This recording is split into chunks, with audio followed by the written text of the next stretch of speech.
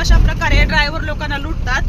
Driver लोक एवढं तिळतिळ करून रात्रंदिवस मेहनत करून 4 पैसे आपल्या घरातल्या फॅमिलीसाठी किंवा आपल्या संसारासाठी काहीतरी तडजोड होईल म्हणून एवढं ते घरदार सोडून बाहेर जातात। आणि हे हरामखोर पोलीसवाले जे असतात ना, भाडखाऊ जे पोलीसवाले असतात, RTO वाले, अशा प्रकारे पैसे लुटतात त्यांचे।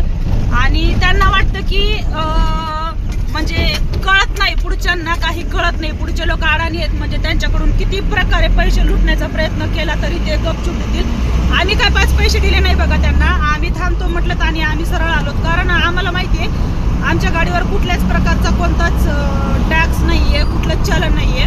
तर सगळ्यांना माझी हीच कळकळून विनंती आहे की जर तुम्हाला असं कुणी RTO वाले अडत असतील तर पहिलं तुम्ही तुमची ऑनलाईन चेकिंग करा की खरंच तुमच्या गाडीवर कुठल्या प्रकारे टॅक्स आहे का किंवा कुठल्या प्रकारचं चलन आहे का, कारण हे लोक जे असतात ना ते खायलाच बसलेले असतात। त्याच्यामुळं ना सगळ्या ड्रायव्हर भावांना माझी कळकळीची विनंती आहे की कुणीच त्यांच्याकडे लक्ष द्यायचं नाही। सर्वात पहिले तर आपली आपण चेकिंग करायची, त्याच्यानंतरच आपण बघायचं की आपल्या गाडीवर काही चलन आहे का, नाहीतर ही लोक ना व्यवस्थित जगू देणार नाही, एवढं मात्र लक्षात ठेवा। आणि मी त्यांचा जो काढलेला व्हिडिओ आहे ना, कशा प्रकारे त्यांनी आम्हाला बोललेत, कशा प्रकारे आम्हाला पैसे भरा म्हणलेत, ते पण व्हिडिओ मी ऍड करेल पुढे, ते पण तुम्ही कंटिन्यू बघा।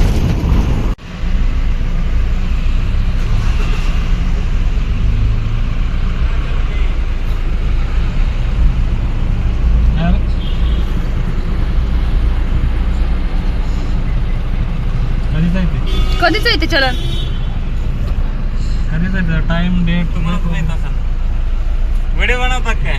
बनवणारच ना, कारण चलन नाहीच आहे, रनिंग मध्ये गाडी चालवणारी आहे। डुप्लिकेट आमच्यावर फाईन पडलेलं होतं ते, त्याचं आम्ही टाइम डेट ऐकून घ्या, टाइम डेट जे आहे ना त्याचं ते सगळं अगोदरचं, आम्ही गाडी आता घेतली त्याचं आम्ही केस केलेली आहे, चाललेलं आहे ते फाईन भरावं लागेल। अहो ते आताचं नाही, टाइम डेट बघा ना त्याचा कधीचं पडलेला आहे ते, गाडी मी आता मेसेज आला असेल ना, मेसेज आला, सगळं झालं, आम्ही बोललोय तर आम्ही केस पण केली।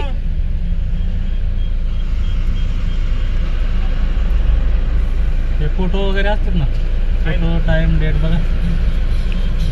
मॅडम व्हिडिओ बनवताय म्हणलं बनवा।